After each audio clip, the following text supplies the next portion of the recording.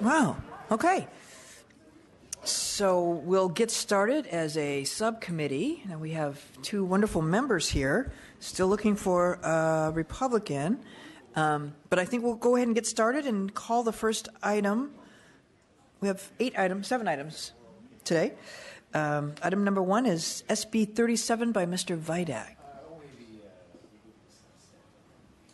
Should we call the roll with just two of us? Okay.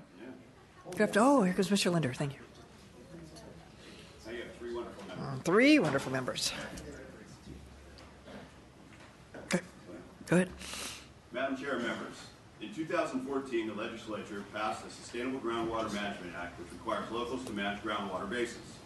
Local agencies, or a combination of local agencies, can elect to form a GSA through a JPA or a MOU. SB 37 will create the Kings River East Groundwater Sustainability Agency as a special act district. The GSA will cover an area in Fresno and Tulare counties east of the Kings River, including the cities of Dinuba, Orange Cove, Reedley, as well as the community of Cutler, East Orosi, London, Orosi, and Sultana. This bill has the support from all the communities that the GSA would overlay. I have with me today Chris Kapheim, who's the district manager for Alta Irrigation, and Bob Reed. Great, thank you. First person speaking in support, please. Yes, my name is Chris Kapheim. I'm the general manager of Alta Irrigation District. We sat down with the folks east of the Kings River and asked them how they wanted to work together. We didn't leave anybody out. We brought ag to the table. We brought the drinking water districts and the irrigation districts, cities, counties, and sat down and worked with each other to learn how we could work with each other. We came up with this concept of this bill to be inclusive so that we can move forward, and that's why we're here today. Thank you. Person speaking in support. Madam Chair, of the members, I'm not Bob Reeb. Paul Yoder. That looked like Paul Yoder. It's good to see you, Madam Chair. I just want to emphasize what Senator said about local support. I'm here today specifically on behalf of the Tulare County Board of Supervisors. Very much in favor of the bill. Urge your aye vote. Thank you. Thank you very much. And I think with the addition of Mr. Chu, we have a quorum. If Secretary can please call the roll. Eggman. Here. Eggman here. Waldron. Alejo. Bonilla. Chu. Chu here. Cooley. Here. Cooley here. Gaines. Gordon. Here. Gordon here. Linder. Here. Linder here. Thank you very much. We do have a quorum. Okay. Anybody else speaking in support today?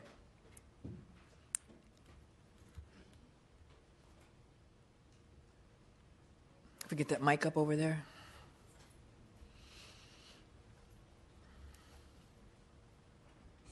Hi, Asha Kryling on behalf of Community Water Center in support. Thank you. Okay. Anybody speaking in opposition to this bill today? Move the bill. Second. Okay. It's got a motion and a second. And I think you're doing exactly what the legislation asked you to do, is come up with a plan or a body and come back and let us know who that was. And you've added ag. So we have a motion and a second. Would you like to close, Mr. Vidak? I ask for your aye vote. Okay. Secretary, please call the roll. The motion is due pass and we refer to the Committee on Water, Parks, and Wildlife.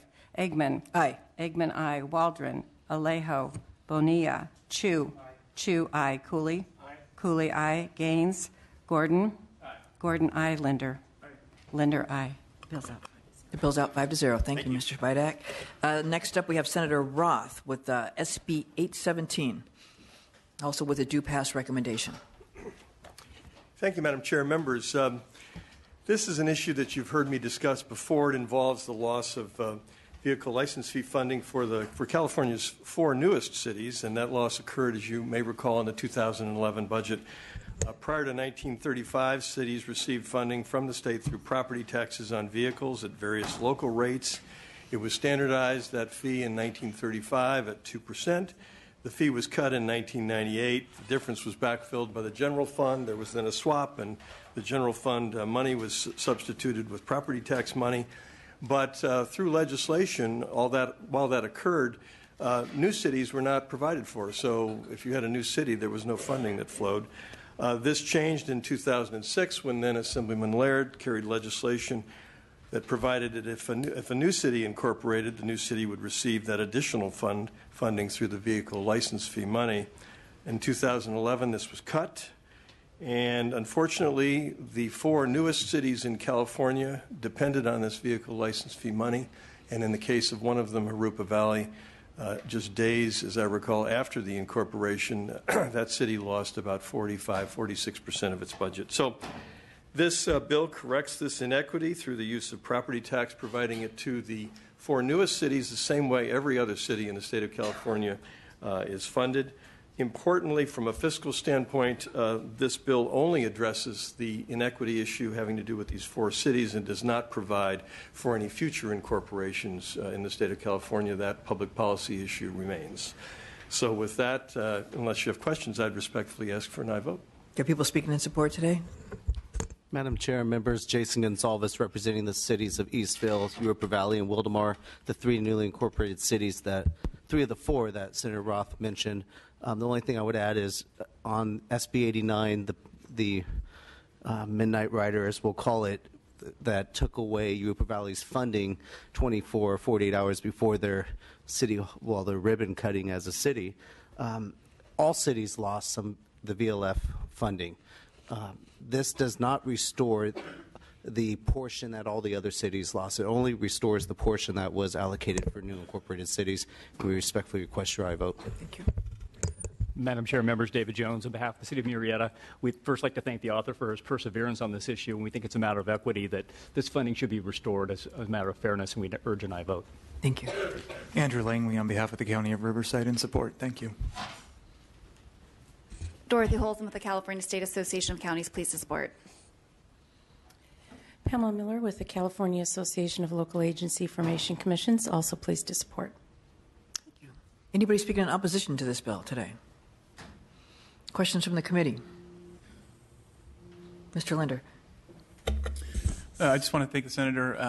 Senator Roth and I share 2 of the cities. I should say I share 2 of the 4 cities that Senator Roth represents. So obviously this is a very important bill for my community. So thank you for doing this, and of course I will support it. Thank you.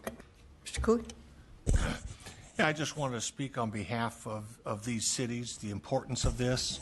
I was a founder of a new city, and I can tell you a new city represents an effort to bring our future home. Typically in these situations you have a county, which may have 5 members of the Board of Supervisors. The area of the new city has only 1 supervisor out of the 5. So on any given day, 4 of the 5 supervisors are not thinking about the future of that community. And at best, as to the other council supervisor, they have a vast, large tract they represent. So on any given day, you've only got a portion of their attention on the future of that community. The impulse to establish a new city, as happened in Rancho Cordova here in Sacramento County, is all about bringing our future home from those 5 to the local council members where those decisions can get made. The former system of funding is actually very important. I think this funding is vital funding.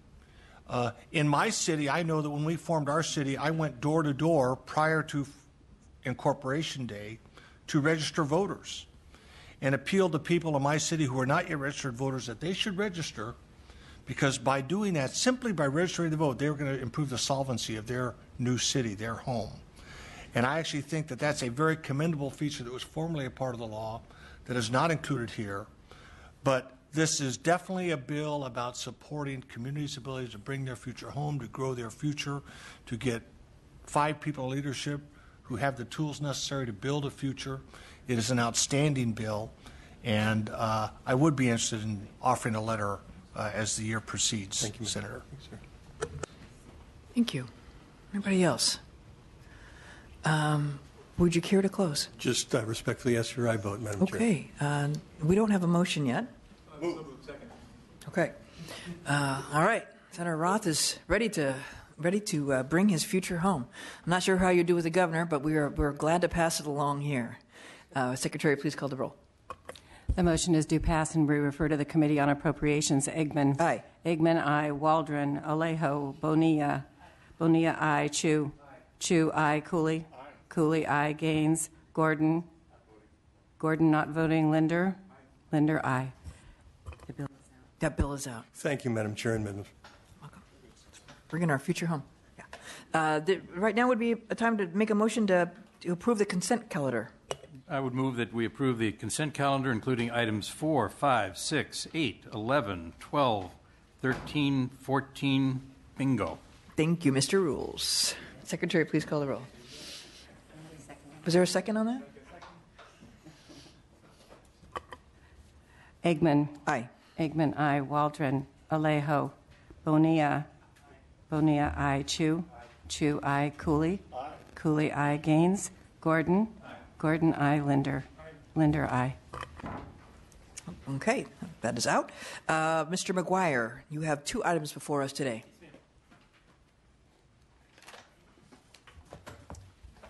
Good afternoon, Madam Chair. How you doing? I'm doing well. Hey, there we go. Madam Chair. How are you doing? Hey, living the dream. Yeah. My goodness. Hey, there we We're go. our future home, brother. Just keep bringing it. That's right. My goodness. Madam Chair, if you're okay, we'll do Senate Bill 1030 first. Does that work okay with you in regards to the RPA sunset repeal? And I do know it has a do pass recommendation, so I will make it short. Is that better? Yes. Okay, thank you so much. And members, thank you for allowing the opportunity to be able to present today. SB 1030 seeks to repeal the sunset clause that governs the continuation of the Sonoma County Regional Climate Protection Authority, also known as the RCPA. The RCPA is a local government agency created by the legislature. It actually was a Huffman bill several years back, whose whole purpose is to reduce greenhouse gas emissions as a region. The County of Sonoma is the first county in the nation to advance an innovative approach to the top environmental issue facing our state and planet, and that is global warming. The RCPA is made up of 1 council person from each of Sonoma County's 9 cities and representatives from the Sonoma County Board of Supervisors. The RCPA board is identical to the Sonoma County Transportation Authority, who makes all decisions regarding transportation funding. And the reason for that is transportation in the state of California, as we all know, generates 60% of all GHGs. The agency takes a unified regional approach and ensures that we are advancing projects that have quantifiable greenhouse gas reductions. And really, one of the real strengths in coming from a small community of the RCPA offers is inclusion. Many towns and cities have limited budget, particularly coming from a small town like Hillsburg. They are smaller in population and do not have discretionary funds that can be invested in implementing needed climate action strategies. And by spreading the wealth, if you will, you're able to have big and small participate and accomplish their climate change goals. Madam Chair, I have with me today Lauren Casey from the Regional Climate Protection Authority to be able to offer a few brief comments, and I think you'll also hear some Me Too's. And again, thank you so much for allowing this opportunity. Would respectfully ask for an aye vote. Thank you very much. First person speaking in support. Yeah. Thank you, Madam Chair and members of the committee. It's a pleasure to be here. I'd like to start by thanking the legislature for authorizing AB 811 in 2009, which created the Regional Climate Protection Authority, and extending our authorization in 2012 through AB 693. We've since spent the last few years working, fostering a collaborative and cost-effective approach to managing the local government response to climate change in Sonoma County and achieving the state's goals under AB 32. The model that Senator McGuire described is a model of collaboration and in which the cities and counties pool their resources to work together, share the load, and navigate the complexities that climate change creates in our community. Examples of some of the work that we've achieved to date on behalf of our members and with our members include leading a community climate action plan on behalf of 10 jurisdictions that will provide a consistent regional framework for addressing greenhouse gas emissions, policy consistency, monitoring, reporting, accountability. We have successfully managed a countywide energy efficiency program using stimulus funding when the ARA funds were channeling to local governments for efficiency work. We did that efficiently, again, on behalf of our 10 members. We're coordinating electric vehicle infrastructure countywide, and we helped to create Sonoma Clean Power, the second community choice aggregation program in the state. Those are a couple quick snapshots. I think, importantly, I'd like to point out that the net effect of all of the programs and policies being advanced by our members in this regional framework is expected to generate over 700,000 tons of greenhouse gas savings per year, which is equivalent to the impact we expect to see of the state programs being implemented in Sonoma County under AB 32. So we're really stepping up to meet the state policies kind of at a one-to-one match with our local efforts.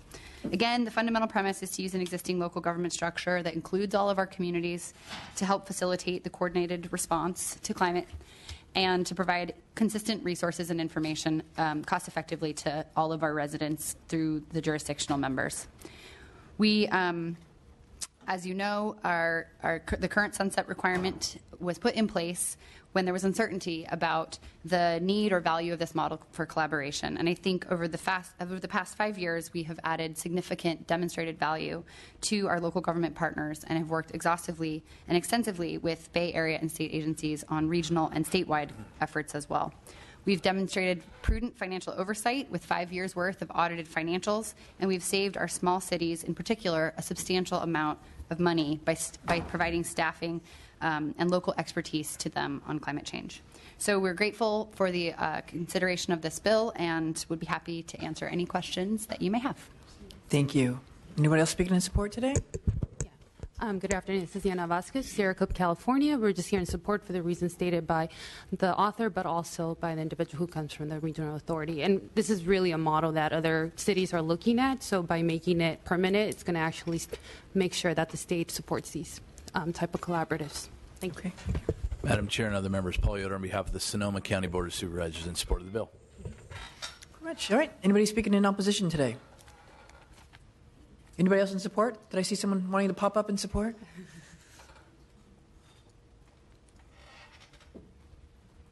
Jamie Go on behalf of Sonoma County Water Agency in support. Thank you very much. Anybody in opposition? Questions, comments from the committee? Okay. That is a do pass. Would you like to close, sir? Would respectfully ask for an aye vote, and thank you again, Madam Chair. Secretary, call the roll, and I need to go vote in another committee really quickly. Is there a motion? I'm sorry. Is there a motion? Second, okay. The motion is due pass, and we refer to the Committee on Appropriations. Eggman. Aye. Eggman, aye. Waldron. Alejo. Bonilla. Chu. Chu, aye. Cooley. Cooley, aye. Gaines. Gaines, no. Gordon. Gordon, aye. Linder. Linder, no.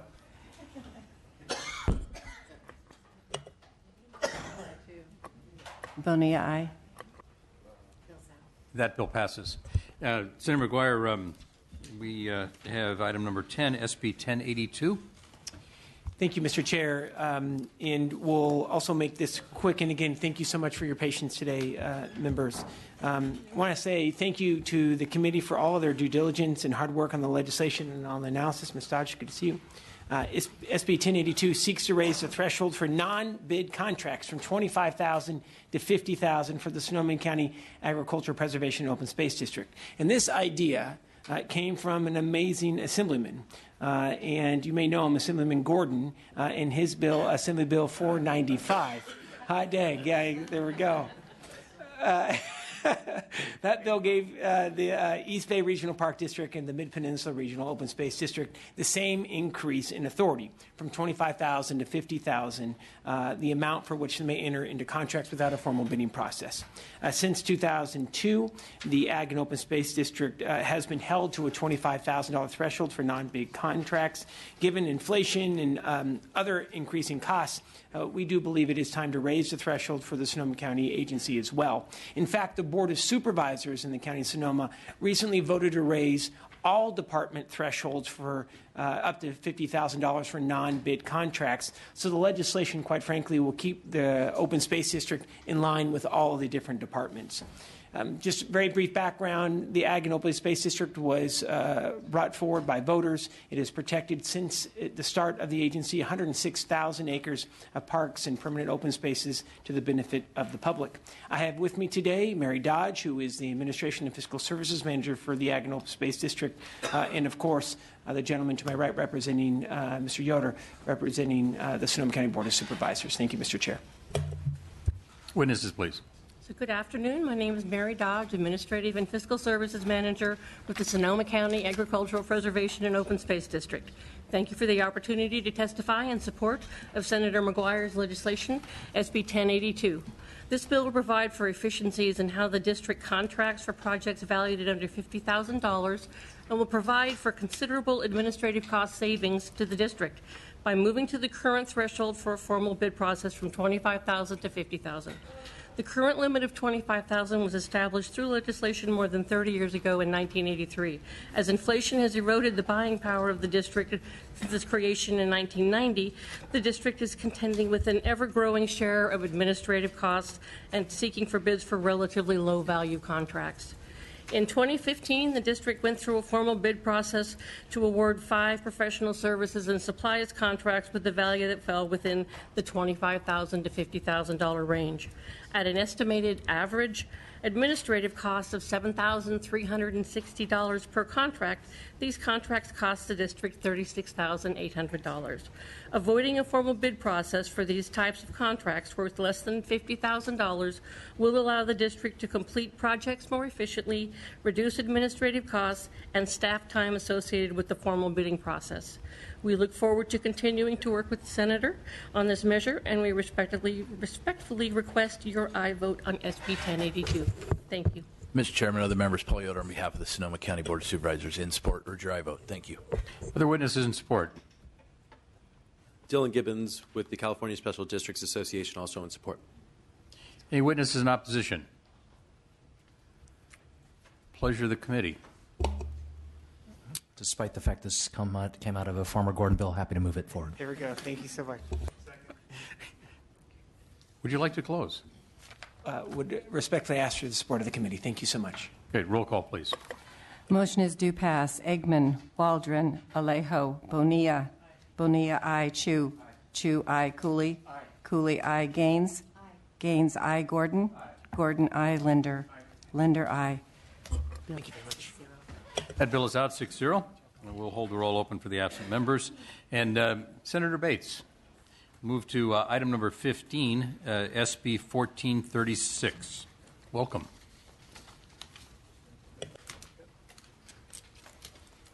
Well, thank you, Honorable Chair and members. I am here, I don't know if it's still the morning, but anyway, pleased to present you Senate Bill 1436, which simply requires legislative bodies of local agencies prior to taking a final action on local agency executive compensation to report orally a summary of the recommendation for the final action. Local agency executives such as agency CEOs and city managers are offered fringe benefits including health care coverage and pensions in amounts that can have a significant long-term impact on the budget, and they deserve particular scrutiny by the public. Both during the time that I served on legislative bodies of local agencies, and that totals about 18 years, or watched them conduct their business, it was my experience, while few, but some decision makers did not provide an oral report on the recommended executive compensation package. Best practices suggest that decision makers present such recommendations in open public discussion to ensure transparency and accountability to the public for their decisions. This measure will provide clarity in the law, ensure that all legislative bodies of local agencies recognize and adhere to those best practices. The measure amends the Brown Act, and as such, it applies to our city councils, county boards of supervisors, school boards, and special district boards, and certainly, I believe, furthers the intent of the Brown Act to ensure that deliberation actions by those entities are taken openly and conducted openly. With me today, it's supported by the California Newspaper Publishers Association and Californians Aware. First witness, please. Madam Chair, members, Jim Ewert for the California Newspaper Publishers Association. This very modest change in the Brown Act will really promote and encourage the very active discussion of employee compensation at the highest levels. And in an era of limited resources, this is really vital to that discussion and the buy-in of the community when its representatives make decisions about retaining good personnel. And for that reason, we ask for your aye vote. Thank you. Next person speaking in support. Madam Chair and members, is Terry Frank with Californians Aware. Entirely coincidentally, just about 3 days ago, the Associated Press reported a situation in a water district in the valley in which 9 years ago, the body gave a $1.4 million low-interest loan to one of its managers and never reported anything about that item of compensation, either before or after. because it was entirely held in closed session, contrary to the Brown Act. This is a matter of growing concern because the beneficiary of that loan, who now works for another water district nearby, has never repaid either principal or interest. And I just offer that as an example of how bad things can get if there is no public understanding of how pay and benefits are being awarded in government. I ask for your aye vote. Thank you very much. Anybody else speaking in support of this bill today? Anybody speaking in opposition? Comments or questions from the committee? Move the bill. Okay. Would you like to close, Senator Bates? Respectfully ask for an aye vote and thank you. All right. Thank you very much. This open and transparent government bill. Secretary, please call the roll. The motion is due pass and we refer to the Committee on Appropriations. Eggman. Aye. Eggman, aye. Waldron. Alejo. Bonilla. Bonilla, aye. Chu. Chu, aye. Cooley. Aye. Cooley, aye. Gaines. Aye. Gaines, aye. Gordon. Aye. Gordon, aye. Linder. Aye. Linder, aye. Bill's out 7-0. Thank you very much. Did you call for Senator Bell? He's on his way. Okay.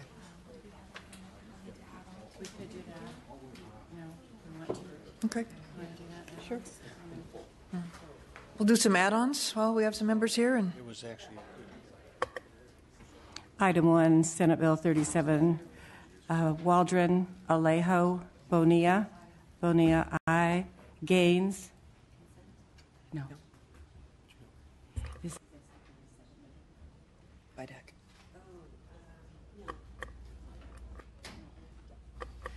Gaines not voting. Item 2, SB 817. Waldron, Alejo, Gaines. Gaines, aye.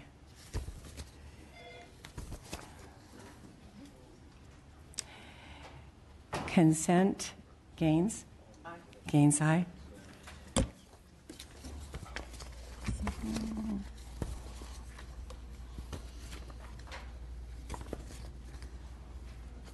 Item 10, Senate Bill 1082, McGuire, Eggman. Aye. Eggman, aye. Waldron, Alejo.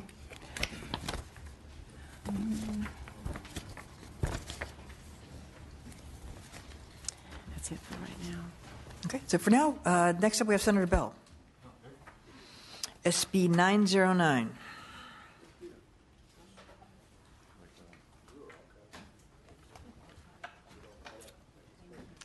Enjoys a due pass recommendation. Thank you.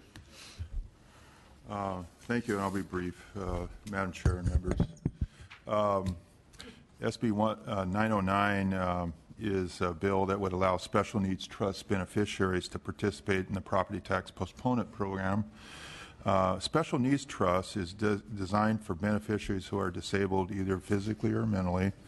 These trusts help manage property for individuals who may lack the legal capacity to handle his or her financial affairs.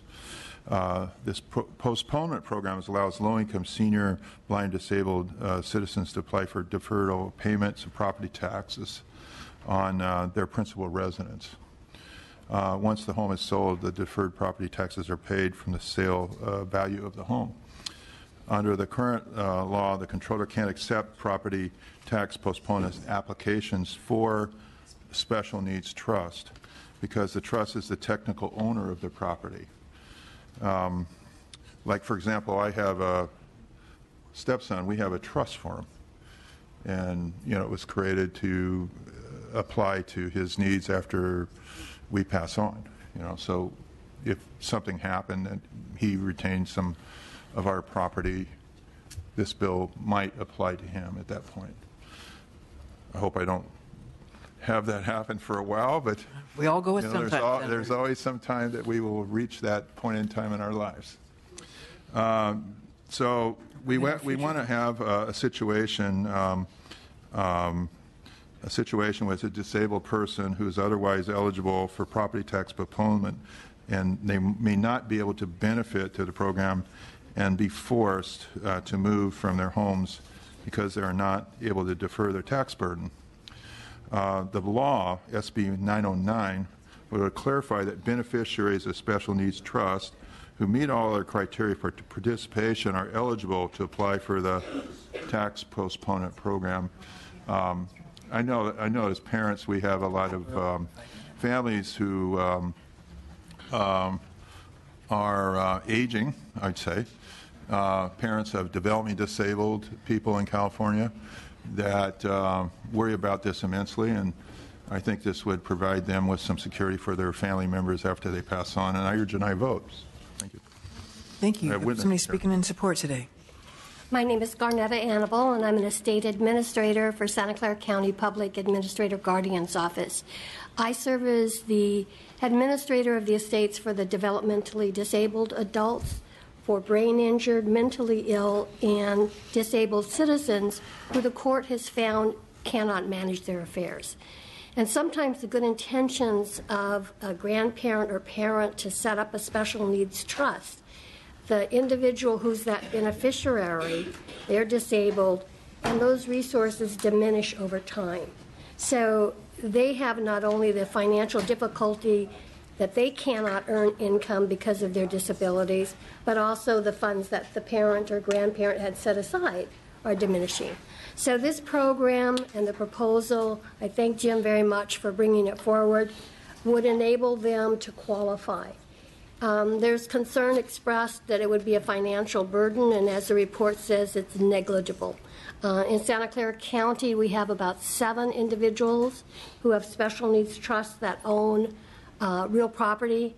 Only 4 of those individuals that are disabled occupy, and then only 2 of those individuals could qualify if you vote yes to move this bill forward and support it. So I thank you very much, Madam Chair, and some of the members for hearing us, and I hope that we'll have your support. Thank you very much. Others speaking in support today? Greg DeVere with the ARC and United Cerebral Palsy California Collaboration, the Developmental Disability Coalition, and of course we support the bill. Thank you. Madam Chair and members, Michael Radigan on behalf of the Board of Supervisors of Santa Clara County. We're actually the sponsor of the bill, so we urge your aye vote. Thank you. Thank you very much. Any speaking in opposition to this bill today? Questions, comments from the committee? Move the bill. Second.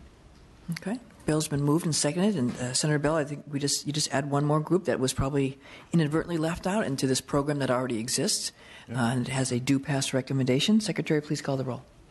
The motion is due pass, and we refer to the Committee on Revenue and Taxation. Eggman. Aye. Eggman, aye. Waldron. Aye. Waldron, aye. Alejo. Alejo, aye. Bonilla. Bonilla, aye. Chu. Aye. Chu, aye. Cooley. Aye. Cooley, aye. Gaines. Aye. Gaines, aye. Gordon. Aye. Gordon, aye. Linder. Thank you. That bill is out 8-0. Thank you very very much. much. Concludes our business for the day. We do have some bills left open and outstanding. Secretary? Item 1, Senate Bill 37, Waldron. Aye. Waldron, aye. Alejo. Alejo, aye. Bill's out 8-0. Bill's out 8-0. Item 2, Senate Bill 817, Roth. Waldron. Aye. Waldron, aye. Alejo. Alejo, aye. Bill's out 8-0. Item number 3, Senate Bill 909, Linder. We don't have him. Consent. Waldron. Aye. Waldron, aye. Alejo. Alejo, aye. It's out 9-0. Item 9, Senate Bill 1030, McGuire. Waldron. No. Waldron, no. Alejo. Alejo, aye. Bill's out 6-3. Item number 10, Senate Bill 1082, Waldron. Aye. Waldron, aye. Alejo. Alejo, aye. Bill's out 9-0. Item number 15, Senate Bill 1436, Waldron. Aye. Waldron, aye. Alejo. Alejo, aye. Bill is out 9-0. Thank you very much. Okay, we'll leave the roll open for 5 minutes, and then at which time the committee will be officially adjourned.